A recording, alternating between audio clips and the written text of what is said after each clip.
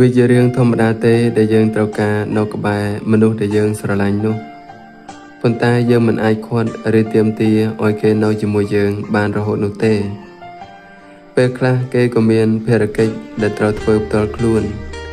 ចំណែកឯយើងក៏អាចមានការងារដែលត្រូវបំពេញដូចគ្នានៅពេលដែលយើងស្រឡាញ់នរណាម្នាក់យើងគួរតែត្រៀមខ្លួនដើម្បីដោះលែងគេឲ្យមានសេរីភាពមានន័យថាយើងត្រូវតែផ្ដល់សិទ្ធិឲ្យគេអាចហោះហើរទៅរកពិភពខាងក្រៅផងការធ្វើបែបនេះគឺមិនបានមានន័យថាយើងមិនស្រឡាញ់គេនោះទេប៉ុន្តែការដែលយើងហួងហែងចង់បានឲ្យគេនៅជាមួយយើងរហូតទៅវិញទេដែលបញ្ជាក់ថាយើងមិនបានស្រឡាញ់គេពិតមានមនុស្សមិនតិចនោះទេដែលត្រូវមកជឿចាប់ព្រោះតែគំនិតអាត្មានិយមមិនចង់ឲ្យគេចាក់ចែងទៅណាការជឿចាប់មួយនេះនឹងកាន់តែរីកកាន់តែធំនៅពេលដែលយើងខំប្រឹងអោបប្រសពកាន់តែខ្លាំងបើយើងស្រឡាញ់គេពិតយើងគួរតែព្រមឲ្យគេទៅទោះបីជាយើងត្រូវការគេខ្លាំងយ៉ាងណាក៏ដោយការដែលយើងរស់នៅជាមួយមនុស្សដែលមិនបានស្រឡាញ់យើងវាមិនខុសពីការដែលយើងរស់នៅជាមួយនឹងដុំថ្មនោះទេគឺសោះអង្គើយគ្មានភាពកក់ក្ដៅមានតែភាពសោកសៅប៉ុន្តែបើគេស្រឡាញ់យើងដែរគេនឹងមិនចាក់ចែងពីយើងនោះទេ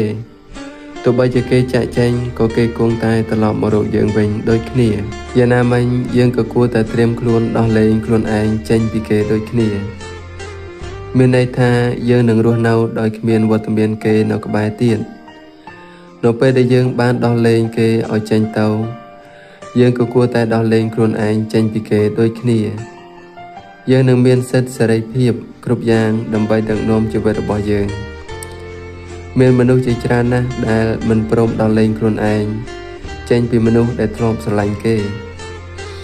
ត្រូវឈឺចាប់ដេកយំថប់ដង្ហើមធ្វើអ្វីមិនកើតធ្វើឲ្យជីវិតរបស់ពួកគេធ្លាក់ចុះជាលំដាប់ជីវិតនេះនឹងសូន្យឈឹងនៅពេលដែលយើងផ្ញើជីវិតនៅលើខ្លួនគេបែបនេះប៉ុន្តែជីវិតមួយនេះនឹងពោរពេញទៅដោយរស្មីនៅពេលដែលយើងចេះដោះលែងខ្លួនឯងពីគុកងងឹតនៃអតីតកាលហើយខិតខំរស់នៅដោយខ្លួនឯងស្នេហាមិនមែនជាដើមហេតុធ្វើឲ្យយើងឈឺចាប់នោះទេប៉ុន្តែបើយើងកំពុងឈឺចាប់ដោយសារស្នេហានោះមានន័យថាយើងកំពុងតែប្រព្រឹត្តអ្វីមួយដែលហួសព្រំដែននៃពាក្យថាស្នេហាហើយក្តីស្នេហាមិនមែនជាមូលហេតុនៃក្តីទុក្ខនោះទេមូលហេតុនៃក្តីទុក្ខគឺអារម្មណ៍ចង់ធ្វើជាម្ចាស់គេនោះឯងនេះជារឿងដែលផ្ទុយពីក្តីស្នេហាទៅវិញទម្លាប់អាក្រក់របស់អ្នកមានស្នេហាគឺចង់ធ្វើជាម្ចាស់របស់មនុស្សដែលខ្លួនស្រឡាញ់នោះឯងអ្នកខ្លះចូលចិត្តបង្ខំចូលចិត្តដាក់សម្ពាធបំបត្តិសិទ្ធិសេរីភាពគ្រប់បែបយ៉ាង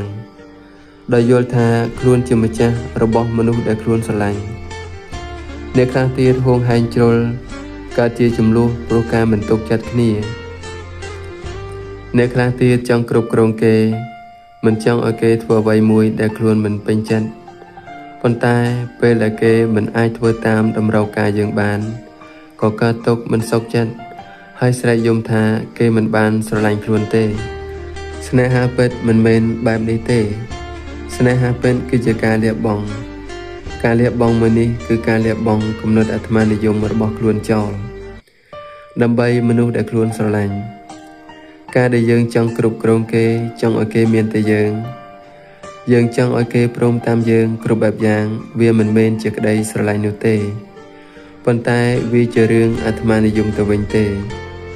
អាត្មានិយមនៅក្នុងរឿងនេះហើយដែលធ្វើឲ្យយើងឈឺចាប់ព្រោះស្នេហាបើយើងកាន់តែអាត្មានិយមយើងនឹងកាន់តែឈឺដូចគ្នា